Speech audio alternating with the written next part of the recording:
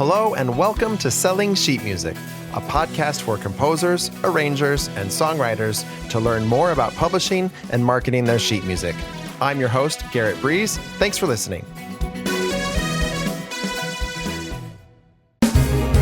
Scoring Express is a collection of professional templates for Sibelius and Dorico, based on the same templates used at NYC Music Services. Each Scoring Express package is much more than just the templates. It contains high-quality music and text fonts, manuscript papers, and house styles. The settings in Scoring Express files are the result of decades of experience producing music at the highest level, meticulously calibrated to get great results every time.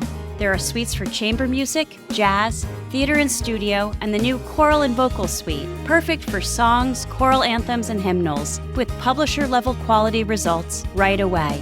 Get started using Scoring Express today at scoringexpress.com. Make your music look as good as it sounds.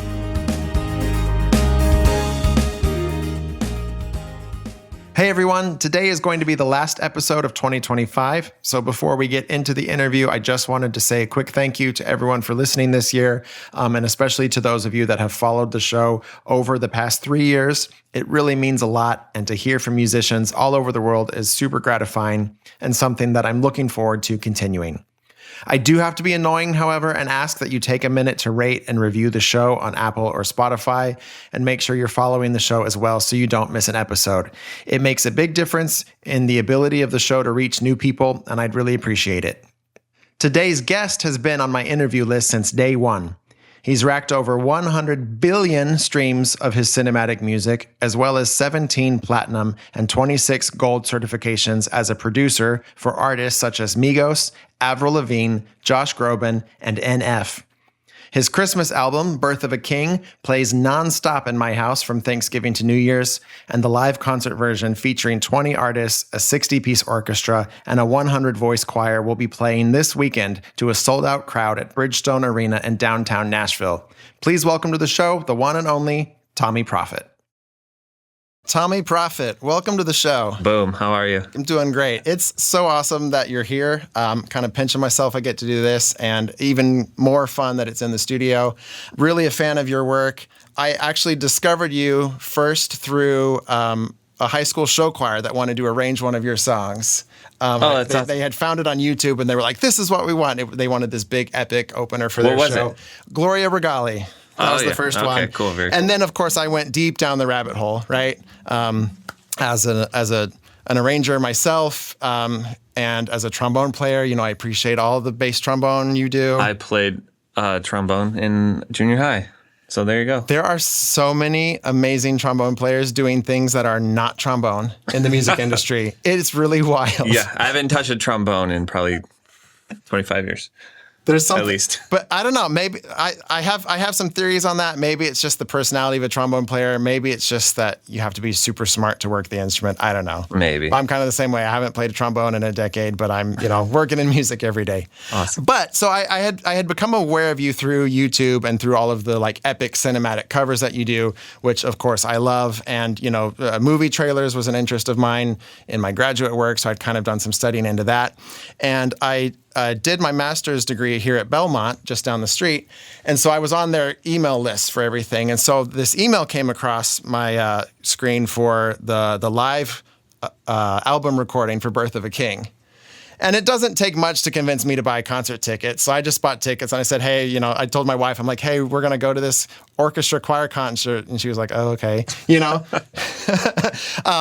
and then afterwards, she was like, you didn't tell me this was going to be good, right? It just blew our minds. Both of us went into it not having listened to the album, actually. So the first time hearing the songs. That was your first time? Was at that Fisher Center concert. Okay. And it was just like, what is this? Wow. And I kind of think I have a hard time describing my personal taste in music to my friends and things. And so now I just play them Tommee Profitt. I'm like, whatever that is, that's what I like listening to. So I think that brings up an interesting point, though. Your music is hard to describe to people that aren't well versed in, orchestra and choir and movie trailers and all these things. How would you describe it to somebody who doesn't have that musical background, a normal person, if you will? That's a good question. I was hoping you could help me figure out how to describe it. It's weird. Yeah, it is weird. everything I do naturally is cinematic in tone. And I don't like try to do that. I think it's just what happens. Every song starts with 2 piano notes and then grows to this massive climax. It's like really dynamic. So whether it's cinematic or epic or, you know what I mean? Like it used to be more trailer sounding, I think. I was doing a lot of trailer stuff. But then I think I just found ways that if it's just piano and strings and it's beautiful, but it still grows and crescendos into something dynamic. I think I just want to put emotion back into music. Maybe that's it. Like there's a lot of music that has no emotion in it, right? And it might be a vibe. It might sound cool, or this loop with that drum beat and this chorus saying over it. It's like catchy on top 40 radio, But like, I don't know. I want people to like feel something, and I feel music when I play it. And there's so many things that you can, put that kind of emotion to. Like for that Birth of a King, it was like, let's take this story of Jesus being born. It's usually some kind of Sunday school story. Yeah. Let's put weight to it and emotion to it. Make it sound like a Lord of the Rings type movie, like the grand and vastness of it, the heaviness of the meaning and stuff. So yeah, even if it's a cover of a Beatles song, there's still some emotion to suck out of some of these songs that are well known, you know what I mean? So yeah, I think that's just how I approach music naturally, and that's what happens.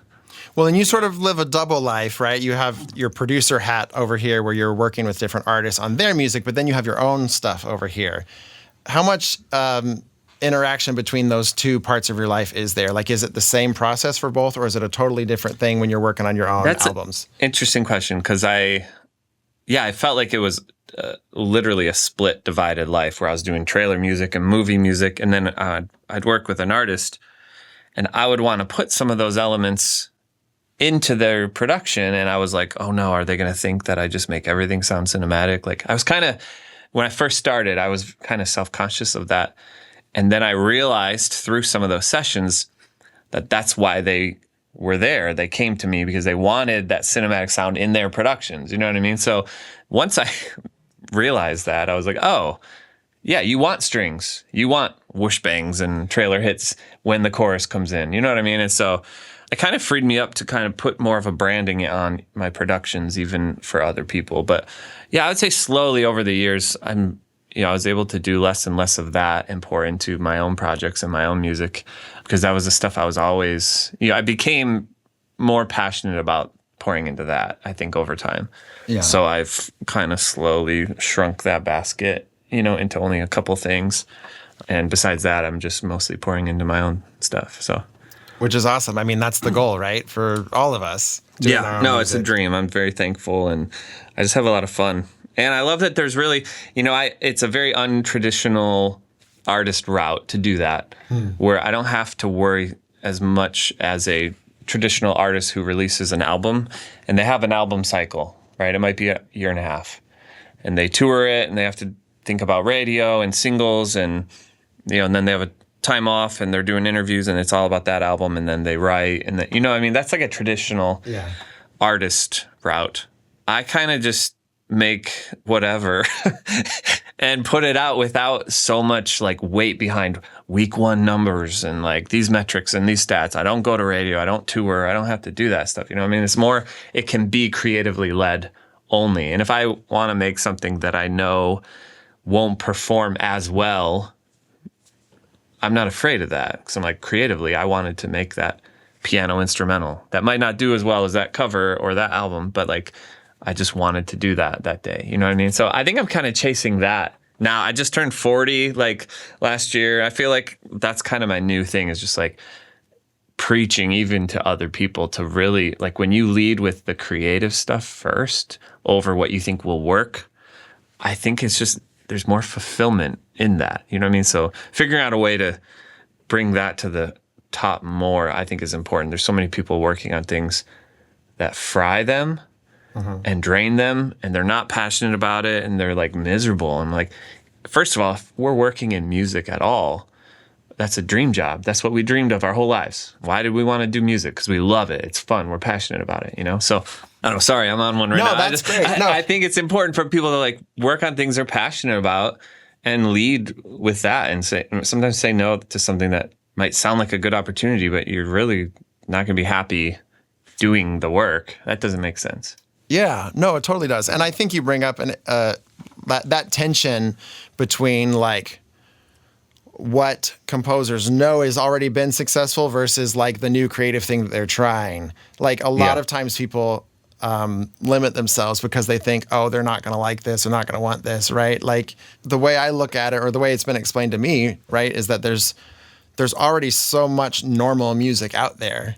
And so if you're just going to try and do more of the same, you're not going to get any attention, right? But if you're going to come in with something original and creative, like that's how you make your mark. Yeah, and not everything is going to work, obviously, that you try. But like taking those risks, like there's been very pivotal moments in my life and career where it was like, this is super risky. Doing that live Christmas show that first year when we recorded it and filmed it and had never done it live before with, like that was a risky thing. I was like, this might not work. Like there's lots of things that I think, I don't know, it pays off to take some risk. It's kind of like what's your risk tolerance? How many things are you willing to do? And then one of these things will turn into a Broadway musical and you had no clue. You know what I mean? Like, how do you know unless you try it? But I mean, you kind of knew that this was going to be big, right? True story. I hoped that the Christmas album would spread and just be heard because it was my favorite thing I'd ever worked on.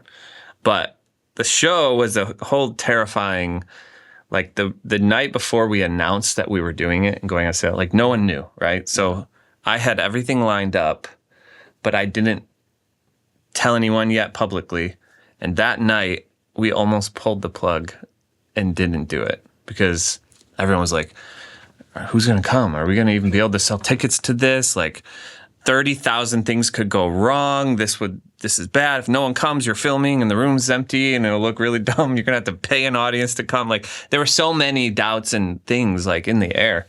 I just had a really strong gut feeling it was something I was supposed to do. And like, all right, we're going to do it. And I just like pushed forward and then it, sold out in 24 hours and it blew us all away. And, the way it's grown, that was just 3 years ago, dude. Like, that first show, not even 3 years ago, we did the first show. So that was an unexpected surprise. Super thankful. It's my favorite thing that I'm a part of anything. But it wasn't like, oh yeah, this is going to work and we're going to keep doing it every year. And people are going to, people travel to this show from all over the world now, countries and every state. It's like, there's no way you could ever plan that or ask for that or make that happen. You know what I mean? It's like, it's just a crazy God thing is how I see it, Yeah. And of course as soon as the Thanksgiving dishes are done, like we turn on Birth of a King now. It's pretty much that's awesome. That's basically almost all we listen to the months of November and December. That's awesome. Let's dig into the music a little bit. How did Birth of a King begin? Birth of a King is actually a project I had wanted to do for 15 years. I didn't know it was going to be called Birth of a King. I just wanted to do a Christmas album where I kind of reimagined all the songs. And every year I was just too busy, waited too long. It was too close to Christmas. I'm like, oh, shoot, I can't do it this year. I'll do it next year. And I literally said, I'll do it next year for 15 years. That's why it built up over the years. I mean, once you're 10 years into something saying, I'll do it next year, like it starts to feel like, man, when I do this better like live up to what I've made it in my head now. You know what I mean? Yeah. And so that's the most relatable thing I've heard, by the way. I'll do it next year for 10 years. Yes. That's the most musician thing I've ever heard anyone say. And the only reason I was able to, honestly, was in 2020, COVID hit and everyone had like, what is this? Let's all stay at home. And my calendar cleared. And it was like March, I think, of 2020. And I was like, I'm going to start that Christmas album, just see what happens. And I just started playing around. I thought I would make it in a month, and it ended up being like a 6-month labor of love, and it was a blast. And while I was making it, that's when I was like, man, I had this vision of doing a live show of it with the orchestra and the choir and all these artists. And I'm like, that's obviously impossible, but what a cool vision I just had. That was where it ended. I just didn't think it would actually come to fruition, and the fact that 2 years later we did it live that's still surprising to me. You know what I mean? It's the most fun part of everything I do, I would say. So what's your compositional process like? You've decided you're going to arrange, I don't know, First Noel. You sit down at the piano, I assume. For that album, that's an awesome question. For that album, I made the song list first. I had never done that before. I had 17 songs. And I was like, all right, Away in a Manger, Silent Night, Oh Holy Night. I'm like, what am I going to do with these? And I didn't want to just change them to change them. I really focused, every song I dissected the words. What's the story here? What does it mean? What does the tone need to be to match that? And I had no clue who the singers or artists would be yet, right? I just played around, and I was not allowing myself to be afraid of going a little wild on some. You know what I mean? Yeah. If I started doing something, I'm like, this is so cool, but no way would this ever, people would never swallow this, right? That's too crazy. Go Tell It on the Mountain, taking that and doing some minor hip hop, dark gospel choir thing. But I just heard these arrangements, and I started falling in love with them. And as I was arranging the songs, the style of the way it started to take shape, I heard a voice or an artist that would work perfectly on that arrangement specifically. So then once I knew, I was like, okay, Crowder would sound so sick on Go Tell It on the Mountain. So then I'm listening to his other songs and his range and his previous high notes, and putting it in the key for his voice before he even knew that I was even thinking of him.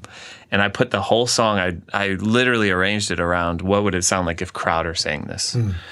Luckily, I got to the end and I had 17 tracks of instrumentals, and I hadn't asked hardly anyone yet. And I just went down the list and I started asking. I have this wild dream project I'm doing, orchestra, choir, 808s, gospel choir, and big dynamic singers, and every single one said yes. I didn't have to go to a plan B on any song, and that was amazing. You know what I mean? That was a dream come true that I knew most of them. They were friends, people I've worked with before. Yeah. There were a couple artists that were hey, we've never worked together. This is our first introduction, but I knew that their voice would work perfectly. So yeah, and then they came in and I pushed them all to sing the highest notes they've ever sung in their life, and they left feeling beat up. But they loved it. Obviously, they came back for more, and they did it live. And they do it live. That's the crazy thing. Now they do it live, yeah. That's the crazy thing, because they get one shot and they nail it. Yeah. Are you jumping around from song to song as you're writing this, or are you living with one for a week and finishing it and then moving on? Or are you kind of like me and just scatterbrained it all over the place? There was organization to my chaos up here, but out externally, I probably looked like I was all over the place. For 6 months straight, I got up every day at 5 a.m., went to the studio, and worked until 5 p.m. And I'm just, in my sweatpants, crazy hair sticking up, sitting at the piano with paper everywhere and notes, and I'm just running all over. I just was planning. I was on a mission, I felt like, you know what I mean? I was like, what is this song going to be? What is this song going to be? Some came really fast, and one day I sat down, all right, Angels We Have Heard on High. Let's explore ideas for that song. And then it came, you know what I mean? I was really excited about it. Other songs did take a while. I wrote a lot of choruses, for some of them, because they felt like they were building up. And then I'm like, this needs to have something here, but there's nothing in the song, so I'm going to have to write something. I'm going to need, you know what I mean? Someone that can sing that note now. And I almost wrote myself into these corners a little bit that way. But yeah, dude, I think the one song that was the hardest, it took me weeks, was "Oh Come All Ye Faithful." And because that song, I loved the "Oh Come Let Us Adore Him." Oh, come. I knew I wanted that breathy and soft in the beginning, but then the rest of the song, it just felt too old school, traditional, like the way it had always been done. So I knew I wanted to do something different with it, and I kept recording tracks and erasing them and recording a whole track idea, and then be like, no, that's not it. And I kept striking out, and I was like, what is... And then I'm starting to get nervous, because I'm like, we're getting closer to the deadline to turn in a Christmas album to be out in time, because Christmas is going to happen with or without me. You know what I mean? It's set for everyone. So I think I finally reset and just okay, what if it's something I just got this beat and this piano thing. And that's when Sarah Reeves' voice came to my mind, and I was like, man, she would over this. And that helped me write the arrangement with Sarah's voice in my head. You know what I mean? I almost use these artists' voices to depict the melody or lyrics at times of what they're singing. Like I'm using their voice to sing it in my head. Does that make sense? Yeah, totally. And it was the first time I had really done it to that level like that.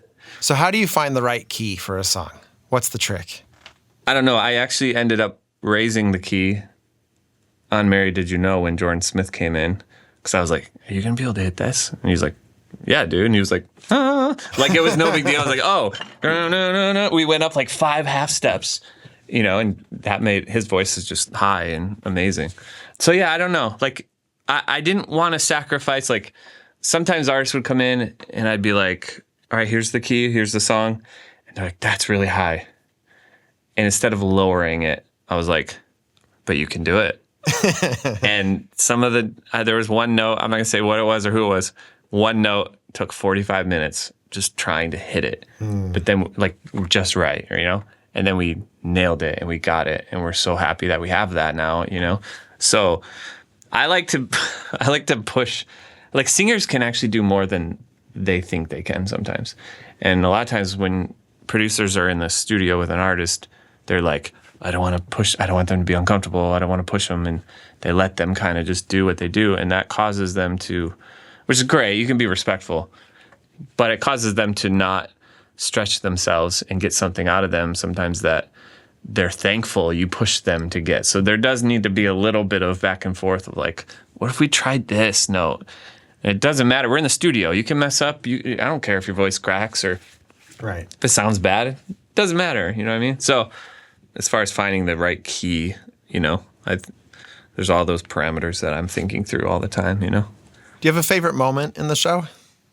No, the whole. I know that's impossible, it's like, but yeah, picking a favorite kid. Each song, like it has a special place for me, So I literally love moments in every single song.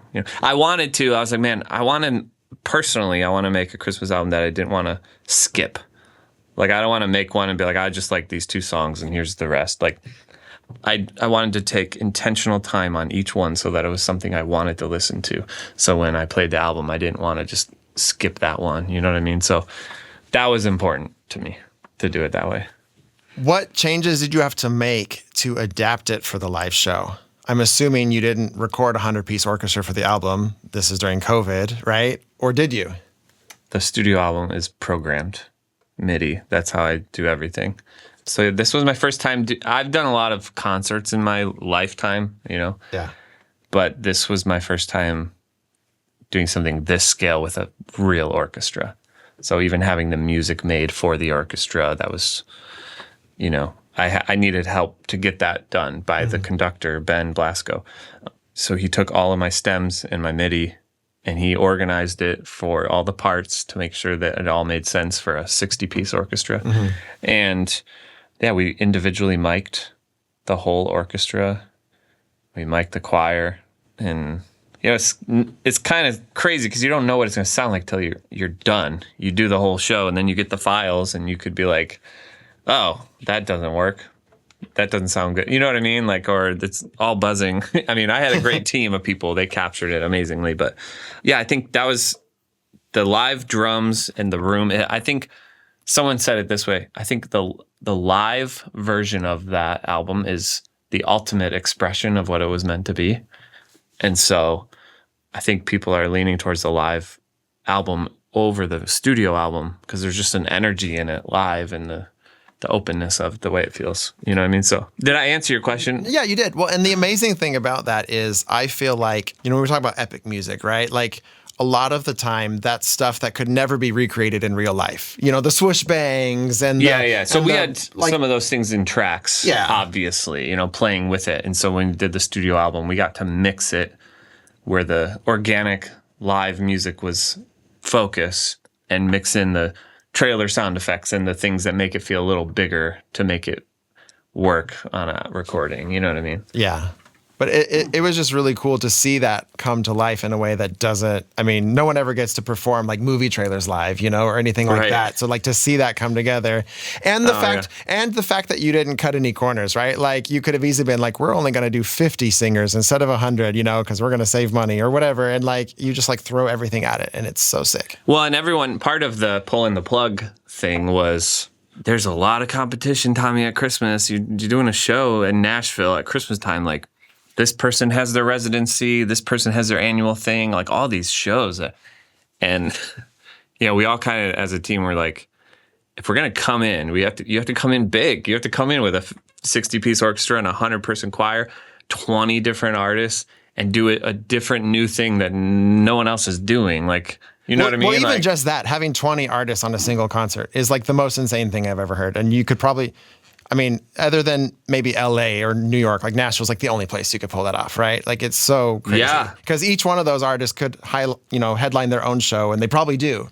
I do think the difference in their minds, they're like, I love that I can come out and I could only sing that song once in one night. They just give everything they have. So when they leave the stage after their 5 minutes, I mean, everything was left out there, and they walk off like they look like and they feel like they just did an hour-and-a-half set. There's something to that, I think. Yeah, because every song, it's just this constant stream of like, well, that was insanely talented, you know, and like, oh, now it's time for something else. You know, you go to a concert and there's like a moment in one song where that high note is held and everyone has chills and they're like, that was a moment, right? And there might be one or two of those. My goal and dream was like, what if every song had that moment where you're almost like you can't like catch a breath because you're just hit song after song after song, where one artist does their strength and their peak pinnacle thing right there, blows you away, and then the next artist comes out and they do their peak pinnacle thing and blows you away and gives you chills, and then the next person, you know, I don't think of any vocalist naturally, like a human voice can't deliver those moments on 20 songs in a row. Right. Naturally, you know what I mean? You wouldn't. It might physically kill them to sing this whole album start to finish. Yeah, the stamina for something like that doesn't exist. So that's probably why it's different singers on every song too. You know? Well, that gets into something else I wanted to talk about, which is just the role of the sort of hybrid composer-producer. I think most composers, at least those who were traditionally trained, you know, as classical musicians, we are sort of taught everything but that, right? Like we almost do it backwards from the way you do, right? Like we're taught to like write the music down and then like hand it to humans to perform, right? And you're almost doing the opposite thing. You're in the studio just playing stuff and putting it together and then giving it to the musicians. So could you talk a little bit just about your educational background and then how you learned to develop all of those skills? I started playing the piano by ear when I was like 7 or 8. And so I would listen to songs on TV, commercials or theme songs, and just try to figure them out. And then really quickly I started like, oh, wait, I can come up with my own ideas. And I'd like, you know, just kind of write and record stuff. And my parents were always super supportive. And, you know, we had a computer and my dad like got a CD burner. And do you remember those like CD sticker labels you could buy and the CDR, Memorex CDRs and all that? Like I was literally plowing through those, making my own albums in like junior high and high school and selling them at my school and my church and like all my friends, like just giving them out for, you know, $2 a piece or something. Just trying. I think my goal when I was younger was to make my name synonymous with music so that when, you know, someone thought of, hey, we need a piano player or we need this recorded or this, they would just think of me. My name would be on their mind, you know what I mean? So I was just super driven my whole life to like do that, working, making music. I'd sit in my parents' basement for hours with headphones on and just like MIDI tracks. I'm building MIDI tracks, you know what I mean? Like that was just my love, my first love. So I think it got to a point where I was like, I should probably learn theory. And I didn't know how much theory I knew. Because when someone said, do you know music theory? I'm like, I don't know if I do. I've never been told the terms, but like, I know what I'm doing when I play, you know what I mean? So it was interesting. When I went to college, I did a dual degree in music theory and audio production. And the music theory classes just made sense to me pretty easily because I was like, oh yeah, that's the 5 of the 1. I didn't know to call it that, but that's why I know what key I'm in and what chords go in that key and all that stuff. So that was very helpful. I never could sight read piano really, but I just never really needed to. I was never in an application where I had to put music down and just sight read it literally on the spot. I could put it in front of me and learn it and slowly work at it. You know what I mean? Like I did a lot of classical piano pieces in my childhood. And so I'm classically trained in that way, just not sight reading real time. You know what I mean? So yeah, I think once I started doing that and I just started, I've always just recorded at my house when I was a kid, in the studio at college, at my house when I got married, on my laptop with my M-Box 2. Do you remember those? Oh, yeah. Like I went through all those phases, and I think like anyone, a lot of people ask me about like, mixing and different elements of the process. And I literally like never went through like, oh, this is how you mix a kick drum. This is how you mix a piano. This is how you mix a vocal. There isn't a right way to mix those things. It's preference. I like the kick to sound like this. I like it to sound like this. You know what I mean? And like, once you make 1,000 songs, hopefully by the So that's the answer. Just write 1,000 songs. I was just going to say, hopefully by the 1,000th song, it sounds better than your first. Hopefully that, if it doesn't, then maybe you should consider a different career path. Well, I think that's the thing that's so hard. I encounter so many composers that have great ideas, but then the way they're presented isn't good enough. The production of the demo doesn't sound good, and I know that like if it was with a real orchestra, it would sound killer, but there's just, that's a hurdle for a lot of people, having to mix their own stuff or having to, like the whole hybrid production things, choosing the right sounds and getting everything in the right place. Well, and it's hard too, probably for a composer like that, because they don't probably want to invest all their time into being a great producer because they want to compose. That's what they want to do. They want to do the composition part. They don't want to spend all the time producing, not all of them. You know what I mean? And so I think, someone might need to partner with someone that they trust and know that does it well to help. They can be producing one piece while they're working on another thing, and keeping the juices going, I guess. How would you define the term producer? Because I feel like that's a term that gets thrown around to just kind of mean whatever you want it to mean. It can be as simple as, the guy who's funding the project and sitting in the back going, good job, or it could be, like you meticulously choosing every sound and every instrument and putting it all together. That's how I would define it, but I agree with you. I think it's defined by different people different ways. There are people who don't know music. They couldn't even point to a C on this piano. Yeah. But they're standing in the room and they're giving ideas and they're taught, what if you do this? What if you play a little riff on the guitar? They don't know what that is, what chord it is, or what. There are producers, that do that.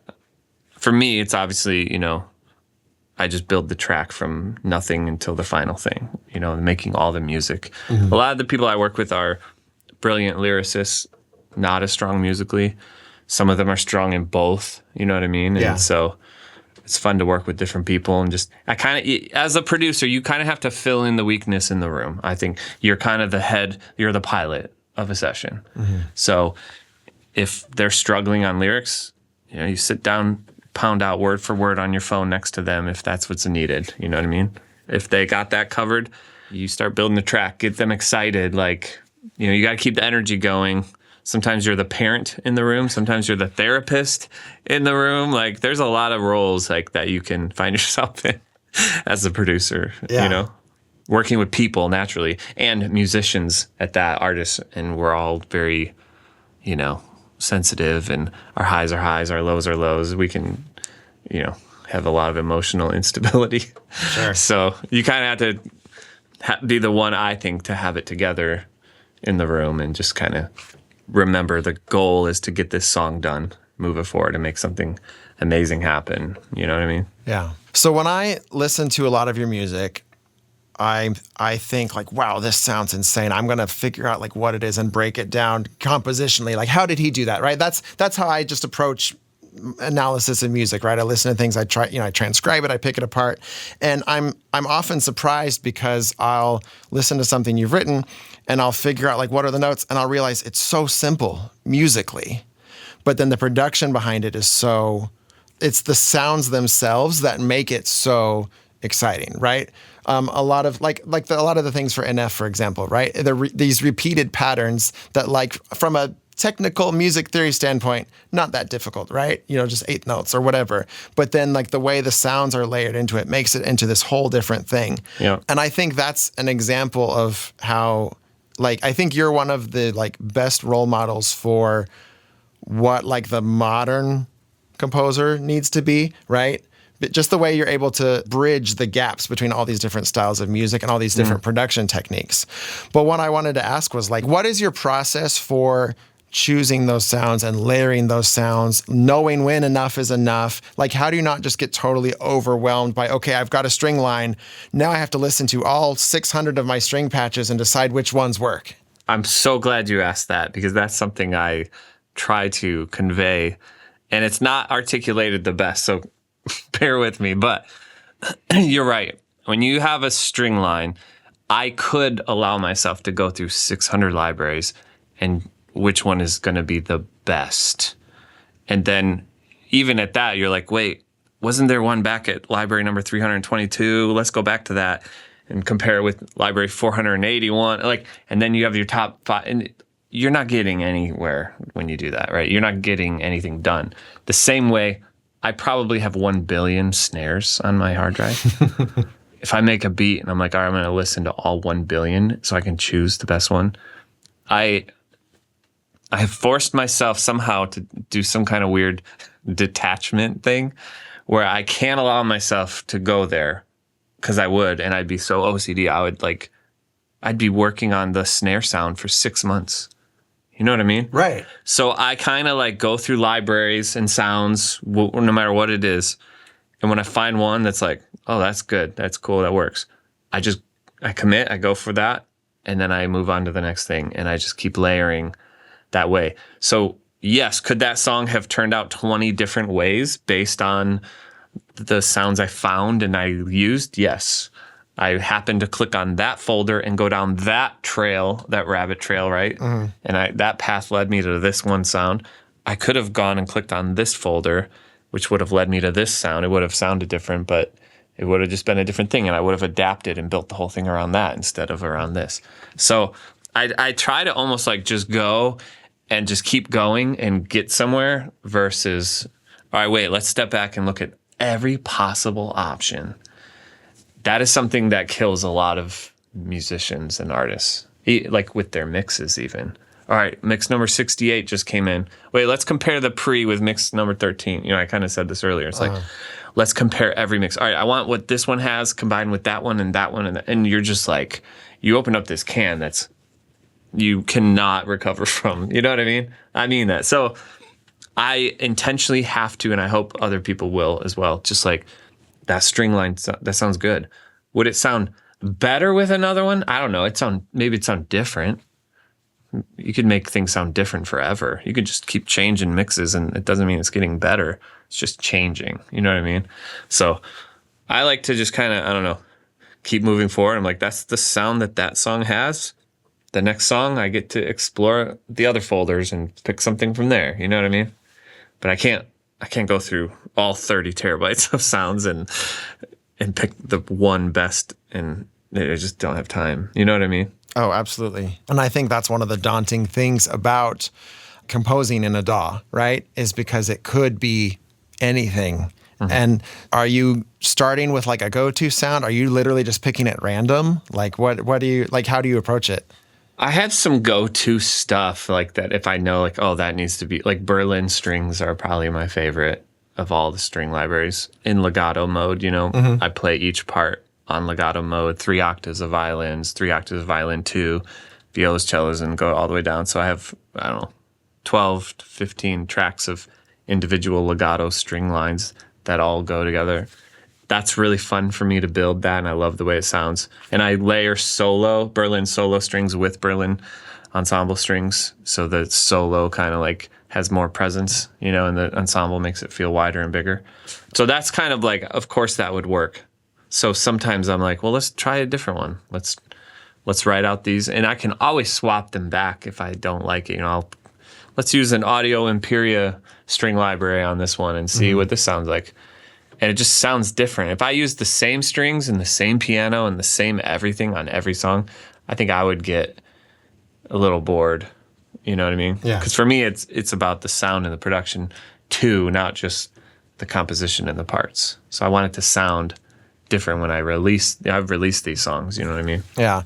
You know, I had a composer, a composition professor in college, and we kind of butted heads a lot because he was a pencil and paper guy. You know, he's like, you got to write everything pencil and paper. Otherwise, you know, the computer is writing you and not the other way around, you know? And he was talking about me using Finale, right? So all of this stuff is like on a whole nother planet. But at the same time, like, I think there is some truth to his point, which is that like the technology that you're using does influence the way that you write. And, like the tools that you're using and the sounds that you're using. How do you make sure that your ideas are the ones that are getting put into the recording and not just like whatever happens to come by? There's different ways that you approach recording or writing or doing something. And you know this, like some people say like, what do you write first, the lyrics or the music? It's like, well, it depends on the song. I've done both. I've done melody first. I've done chords first. I've done sounds first. Lyrics. And so when you sit down, if I have a very specific idea in my head and I know what it is, I'm like, I'm going to find a piano that sounds like this in my head, and I'll search through a few and find the one I'm looking for. Other days I might be like, I don't really know exactly yet where this is going. Like the Christmas thing where I'm like, oh, Come On Ye Faithful. Where's this going to go? It could be upbeat. It could be slow. I don't know yet what I'm going to do with this song. So I'll go through sounds and just see what inspires me.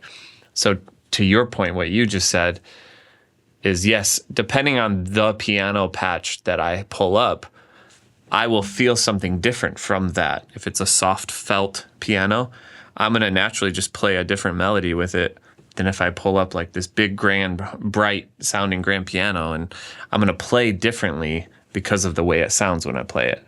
So sometimes those sounds can change. You know, sometimes I'll pull up like a spiccato cello thing, and it's real gritty and dark. And so I'll play like some, you know, arpeggiated dark minor thing with it that goes with that sound.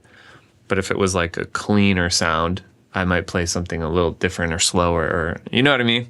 Yeah. So I am inspired by sounds. I think that's why I'm addicted to sound libraries, and I have so many. Yeah. Is like it's a never ending like vat of inspiration potentially waiting for me, where I'm like, I'll go through and I'll see what I play when I hear those sounds, you know? So do you start with sounds first before you even have musical ideas? Sometimes. It depends on what I'm doing, you know, the project. That's the answer for everything, I guess, right? Yeah, if you were to be like, all right, sit down and just make like a beat, like, okay, I would probably pull up some kind of sound library and just see where it goes, figure out what the tempo needs to be for that, then start putting the drums in. I don't start with the drums first. I start with the music and the melodic thing first. But yeah, so it really depends if you know, and I didn't know it was coming, right? I'm like, oh, make a beat. Okay. Yeah. Figure something out.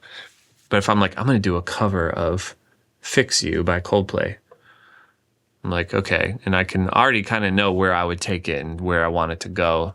I'm going to start with piano and a soft string thing up the top, and then the cellos come in, and then a big organ with a gospel choir. Like I kind of can visualize that before I even start making the production. You know what I mean? Yeah.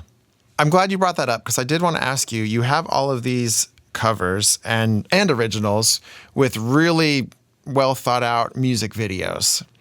Is that something that you feel like is necessary for the commercial success of the music? Are you just doing that because you're an artist and it's cool and you want to? Like all of those other things that seem to be, you know, beyond the music itself, how important are those to just the overall, you know, like... I'm laughing because my manager's in the room, and we always have this battle of like, I just want to make music, but you got to promote your songs on socials. And like that whole war, I think, is something that all musicians feel. Yeah. Composers feel it too. It's like, if you make just the music, sadly, you can make the most beautiful music in the world, and the way to let people know about it now is through social media content of some sort. Yeah. So some songs I feel like this would be amazing to have this big video for it. It needs that to sell it. Other songs are like, this was really fun. Let's just put out the artwork and say it's out now. Mm-hmm. You know what I mean? Yeah. But naturally, I do think the social media content, if it's compelling content, like the clips of the live Christmas show every year when we post those, they do extremely well because there's so much to look at. It's this big stage with the orchestra and these singers belting these crazy and the moments. Lights. Yeah, and the lights. It's very good content that's selling this moment. But it would be interesting to see what would happen if we just posted the audio clip of that same part of the song, but no one's on screen singing it. It's just the cover of the album and artwork or audio playing. You know what I mean? I don't think it would be as engaging naturally, you know? No, I think that's pretty clear. Yeah. So yeah, it's tough. It's really tough. It used to not be that way. It used to be like, well, I think that's one of the hardest things for people starting out is like they don't have the budget to go film a music video. They barely could record the music itself. And now they have to figure out a way, you know, to create vertical video, you know, yep. because that's the only thing anyone will watch. I know. That's crazy how that converted, right? But I will say, I think people love just raw, simple, almost unedited. Sometimes I like overproduce my videos where there's glitches and swipes and all this crazy transition stuff. And it's like the videos that go crazy sometimes are someone sitting right here in the studio and they're not even playing. They're just sitting here singing their song with the audio playing. You know what I mean? Like having a face on screen, singing your song. Like, I don't think it has to be a big production music video. I think that's very clearly declining as far as the impact that those have versus sometimes content on social media. A 30-second video will have millions of views. You can make $100,000 music video and it gets 800 views. That is discouraging, right? That would make someone feel really bad and sick in their stomach. So it's like, let's try the free content first, work smarter, not harder kind of thing. You know? Well, I really appreciate you coming on the show. This has been very so illuminating. I want to end with one final question. What advice would you give composers that are trying to figure out what their artistic voice is? You know, trying to navigate this gap between like what's already been done and what is creative and original. You know, if somebody tried to make another Birth of the King, like it wouldn't work because we already have it, you know? Mm-hmm. And so there's this tension always between like you said, the safe choices and the creative ones. And sometimes I struggle with that myself. It's like if someone gave me $1 million and said, go make some music, it's like my first reaction would be like, I don't know. Like, what should I do with this? You know, what would you do if you were starting over again and you were trying to break into the industry now in 2025? Like, how would you decide what to write?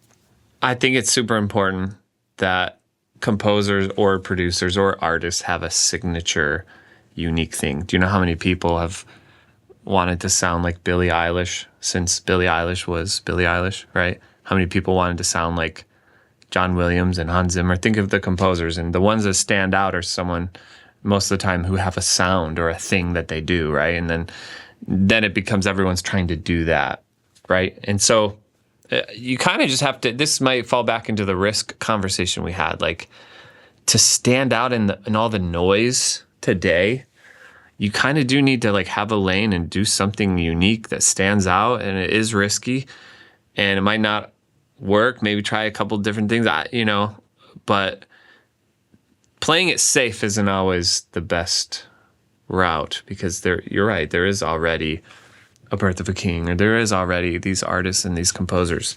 So most of the time, people, if they want Billie Eilish, they'll go and listen to Billie Eilish. You know what I mean? Yeah. And then when someone new pops up, they're like, oh, that guy's different.